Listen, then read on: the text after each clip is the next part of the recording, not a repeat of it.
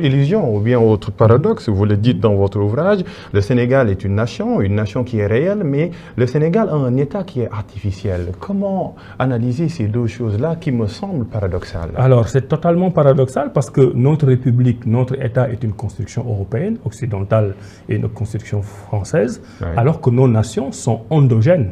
Nous sommes des Wolofs, nous sommes des Sérères, nous avons toujours vécu en communauté, nous avons des règles sociales. Il ne faut pas penser que nous avons commencé à exister en communauté, vivre en communauté lors de la colonisation ou quand les Français sont arrivés. Nous avions des règles sociales bien établies qui nous permettaient de vivre en communauté. Oui. Donc l'État qu'on a créé n'est pas un État conforme à notre nation. Oui. On n'a pas la même histoire que les États-nations de l'Europe occidentale. Dans le livre, par exemple, je parle de la Fédération du Mali. Oui. Si vous avez la chance d'aller à Bamako et un peu partout au Mali, mais vous allez voir qu'il n'y a eu aucune différence entre vous, moi et les Maliens. C'est le même peuple, c'est la même histoire, c'est les mêmes croyances, c'est la même force d'endogénéité, c'est la même africanité, c'est la même négritude. Mais on nous a séparés par des frontières artificielles qu'on a mis en place. Donc, à partir du moment où nous avons eu un État, nous avons commencé à construire une nation. Et heureusement, le Sénégal est un pays avec un peuple intelligent, oui, qui fait par exemple que l'ethnicisme et le tribalisme n'a jamais prévalu. C'est ça qui fait que nous sommes en avance par rapport à beaucoup d'autres pays africains dans le processus de construction d'un État-nation. Mais globalement, en Afrique, on a des nations totalement désarticulées par rapport aux frontières artificielles qu'on leur fait. Maintenant, 60 ans après, nous n'avons plus l'excuse. Je pense que le processus d'État-nation est en marche. Vous l'avez dit vous-même, nous sommes dans un pays stable, où on n'a pas de problème d'ethnie, où on n'a pas de problème de régionalisme, et où on commence à réfléchir en tant que Sénégalais. Maintenant, c'est sur la base de ces acquis-là que nous devons réinventer les systèmes et bâtir une république sénégalaise. Pas une république du Sénégal telle qu'elle existe. La république du Sénégal telle qu'elle existe, c'est l'équivalent de la république de Côte d'Ivoire, de la république de Haute-Volta, de la république du Bénin, etc. Parce que nous étions des colonies de France. Oui. La république française, elle est très bien française, elle est endogène à la France, mais notre république, nous, est une république calquée sur l'existence des colonies. C'est à nous de réinventer ça sur la base de nos valeurs, sur la base de nos croyances, sur la base de notre vécu et juste sur la base d'une réflexion que nous avons faite de nous-mêmes. Oui. Parce que nous n'avons jamais réfléchi par nous-mêmes, pour construire notre propre pays. Vous l'écrivez, mais docteur, est-ce possible d'être à la fois la porte du nationalisme et du panafricanisme? Je m'explique. À la page 30, à la page 17 réellement, partout où je vais en Afrique, je me sens chez moi, je m'y déploie sans gêne. À la page 42, il faut ouvrir les pages, page 42, vous écrivez « Nous avons subi des agressions diverses, nous avons été pénétrés par d'autres civilisations assimilatrices et très arrogantes. L'ouverture, est-ce un crime actuellement dans un monde mondialisé en village planétaire ?» Nous appelons à l'ouverture. Nous ne sommes pas des nationalistes, nous sommes des afro-souverainistes. Moi, j'ai toujours considéré que le nationalisme étroit africain ne nous mènera nulle part. Et c'est pour ça que j'ai dit le livre. Et quand je le dis, je suis très sincère. C'est-à-dire que moi, je ne me définis même plus à la limite comme Sénégalais, oui, comme Gambien, comme Béninois. Je suis un Africain. Parce que partout où je vais, je ne vois pas la différence entre les autres Africains et moi-même. Maintenant, il y a une erreur congénitale faite par les pères de la nation en créant au début des indépendances, l'organisation de l'unité africaine et en proclamant que les frontières africaines sont totalement intangibles. Ça veut dire que ce sont ceux-là même qui se sont battus pour avoir une nation panafricaine qui, dès le début... Les frontières définies depuis la conférence de Berlin. Exactement, mais je pense qu'on aurait pu s'inscrire dans un processus où les frontières restent artificielles et qu'on travaille à les enlever au fur et à mesure. Mais l'Organisation de l'Unité africaine a très tôt décrété que ces frontières-là sont intangibles. Cela veut dire que nous avons accepté, dès le début des indépendances, de nous confiner dans nos petits États nationaux. Aujourd'hui encore, nous en vivons les séquelles.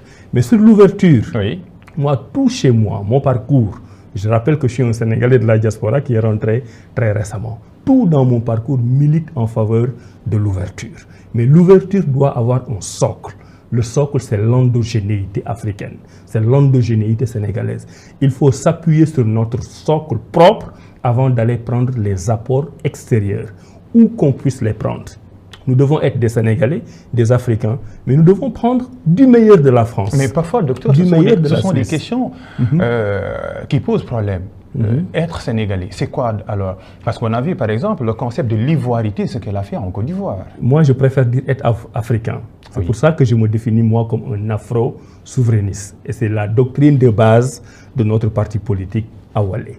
C'est-à-dire, aujourd'hui, on a les frontières nationales qui nous confinent dans des petits espaces, mais nous devons avoir l'intelligence, nos autorités politiques, de réfléchir en termes de communauté.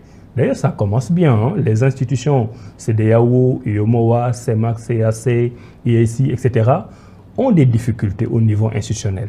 Elles n'ont pas encore donné tous les résultats escomptés, mais elles ont au moins l'avantage de commencer à bâtir des politiques communautaires. Beaucoup de gens ne s'y intéressent pas, mais toutes nos politiques sont communautaires. Aujourd'hui, en matière de commerce, on a une politique communautaire avec toute l'Afrique de l'Ouest. En matière environnementale, on a une politique communautaire. En matière sécuritaire, on a une politique communautaire, même si nous peinons encore à avoir une seule armée qui défendrait toute la région. Donc, le processus est en cours. Il faudrait que l'intégration des peuples ait le même niveau que l'intégration au niveau des États.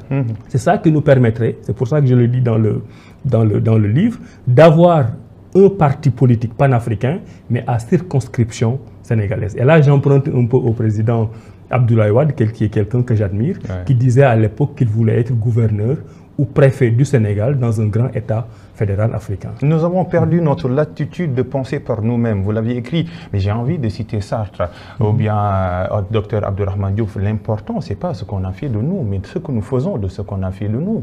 Mais nous ne faisons rien de ce qu'on a fait de nous. Mais la faute à qui? Les politiques d'abord. Mais la faute à nous tous. Les politiques sont un élément de la société. Je n'extirpe pas les politiques de la société sénégalaise. Oui. Vous verrez que dans le livre, j'utilise toujours le nous. Oui. Et j'utilise le nous quand c'est bon, j'utilise le nous quand c'est pas bon non plus. C'est-à-dire que je ne suis pas en train de faire une chasse aux sorcières. Le Sénégal, c'est une production sociale des hommes politiques et de ceux qui ne sont pas dans la sphère politique. Nous sommes tous responsables. Ce que nous nous reprochons, c'est qu'après les indépendances, nous n'avons pas suffisamment utilisé les outils qui nous permettent de gagner notre indépendance à nous-mêmes. On aurait pu accepter, par exemple, que dès le début des années 60, on s'inspire de la Ve République française. Mais qu'est-ce qui peut expliquer que 60 ans après, on est l'école de Jules Ferry et pas l'école de Cheikh Anta Diop? Qu'est-ce qui nous a empêchés durant ces 60 ans de retracer notre histoire et de l'apprendre à nos enfants? Je dis dans le livre que toutes les histoires qu'on nous a apprises liées à notre propre vécu sont des histoires d'échecs. On nous apprend toujours que le blanc est venu, que nous avions des héros, des héroïnes, et que ces héros et ces héroïnes ont été défaits. Et qui fait que l'homme sénégalais, l'enfant sénégalais grandit avec cette idée que quoi qu'il puisse faire, il a été défait. Il sera défait par le blanc, par le colon. J'explique dans le livre que toutes ces autres nations, américaines, françaises, etc., ont aussi connu des échecs. Mais elles ont la particularité d'avoir pu sublimer ces échecs et faire en sorte que les enfants de ces pays grandissent avec l'idée qu'ils sont les meilleurs. Nous n'avons pas su faire ça. Et si nous n'avons pas pu le faire, ce n'est plus de la responsabilité du colon. On ne peut pas expliquer aujourd'hui qu'un Cheikh Anta Diop ne soit pas dans le programme scolaire sénégalais. Qu'on a continué encore à apprendre les Rougon-Macquart, à continuer à apprendre une littérature française qui n'a aucune prise, mais vraiment aucune prise, aucune efficacité sur les hommes que nous devenons. Moi, j'aurais aimé qu'on prenne des auteurs modernes, africains, même s'ils ne sont pas en top, et qu'on les apprenne dans nos écoles. Nous devons nous forger pour être des Africains fiers, des nègres fiers, des Sénégalais fiers. En ce moment, nous pourrons à la limite assumer même mieux nos échecs parce que le parcours de notre vie aura été tracé par nous-mêmes. Et nous pourrions, dans cette mesure-là, assumer mieux nos échecs. Mais aujourd'hui encore, et j'en fais partie, j'écris moi comme un juriste qui a été à l'école française. J'ai appris tout mon droit avec la jurisprudence française, j'ai appris tout mon droit avec le doyen Duguid, Oriou, Burdeau, alors que nous n'avons jamais essayé de contextualiser réellement ces enseignements. Et je vais plus loin, même au niveau de la langue. Nous avons la Ve République française. On n'a pas suffisamment réfléchi pour changer. OK, ils ont un président de la République, nous avons un président de la République. Mais il n'aurait pas pu s'appeler autrement. Faire un tout petit effort. Ils ont le général des forces armées. Nous l'appelons de la même façon. Ils ont des départements, nous avons des départements. Ils ont des régions, nous avons des régions. En fait, il n'y a aucun effort intellectuel d'adaptation. On ne l'a pas baptisé. Rebaptisé. Non seulement on ne l'a pas rebaptisé, mais moi maintenant, mon idée va beaucoup plus loin. C'est-à-dire qu'on doit même s'en défaire pour créer quelque chose qui nous ressemble. Totale, hein? Mais totale. Est-ce que la mentalité sénégalaise est-elle prête? Parce que vous lâchez une expression qui fait titre dans votre ouvrage, nous n'aimons pas la République. Nous n'aimons pas la République et elle ne nous aime pas non plus. Et si vous regardez la première partie de l'ouvrage, je prends des précautions oratoires en quelque sorte. Je parle du déni et de la conscience de soi. Oui. Parce que j'ai conscience que ce changement que je prône dans notre parti Awalé sera extrêmement difficile à être pris en charge avec les mentalités que nous avons. Je ne critique personne, je n'ai de préjugés sur personne.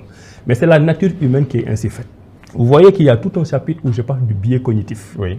Parce que quand j'ai parlé de cette idée pour la première fois à l'UGB en décembre de l'année dernière, il y a eu un tollé. Beaucoup d'intellectuels, par exemple, ont réagi. Et j'ai essayé de me mettre à leur place. Je me suis dit, moi, je suis docteur en droit, j'enseigne, je fais beaucoup de choses, je fais partie de l'élite, entre guillemets, sénégalaise. Et dans tout mon parcours, on m'a dit, vous faites partie des meilleurs. Après avoir fait un parcours aussi intéressant, je ne peux pas concevoir, le jeu là, ce n'est pas moi, mais c'est l'homme sénégalais, je ne peux pas concevoir qu'on me dise du jour au lendemain, maintenant la langue officielle, ce n'est plus le français, c'est l'arabe. Parce que si demain la langue officielle n'est plus le français, c'est l'arabe, moi, élite, je deviens automatiquement analphabète. Ouais. Et je laisse la place aux autres. Et c'est ce que j'appelle le biais de l'aversion de la dépossession, c'est les intellectuels. Parce qu'ils ont tous eu un parcours brillant, ils ne pensent pas qu'on doit changer de système qui les mettrait, eux, en marge de la société. Et c'est le biais, c'est ça le biais de l'aversion, de la dépossession, chez les intellectuels. Ouais. Nous avons aussi le biais du statu quo, j'en parle. Ouais. Nous sommes un pays qui fait partie des 25 les plus pauvres du monde, qui n'avance pas, qui ne réussit pas, qui accumule les échecs, mais où on vous dira toujours qu'il ne faut pas réformer parce qu'on a toujours fait comme ça. Nous sommes le pays du toujours on a fait comme ça. Mais qu'un Français, un Japonais ou un Américain vous le dise, vous pouvez le comprendre parce que son statu quo le valorise. Son statu quo est un statu quo de réussite. Mais nous avons un statu quo d'échec et nous ne voulons pas changer. Il y a aussi ce que j'appelle le biais du rétroviseur défaillant. Nous n'avons pas de conscience historique. Ça aussi, Cheikh Anta Diop en a beaucoup parlé. Pour l'écriture d'un récit national, mais on a eu l'écriture de l'histoire du Sénégal avec mais le professeur très peu, non seulement on s'y est mis tard, mais c'est très peu suffisant. Et encore, je félicite ceux qui l'ont fait. Je félicite l'initiative, je félicite les acteurs. Mais on doit pouvoir aller encore plus loin. On doit avoir un récit national. Aujourd'hui, c'est très difficile d'avoir un récit national. Quand le président de la République du Sénégal parle, quand il fait son discours, il parle en français. Oui. Il parle à moins de la moitié de la population sénégalaise. Quand Emmanuel Macron parle, le plus analphabète des analphabètes français, la ménagère de moins de 50 ans, qui est au fin fond de la France, comprend. Il est sûr, en faisant un discours, de parler à la totalité de sa population. Ce n'est pas le cas chez nous. On parle en français et après on essaie de faire en sorte qu'on comprenne ce qu'on a dit à travers une traduction assez lapidaire.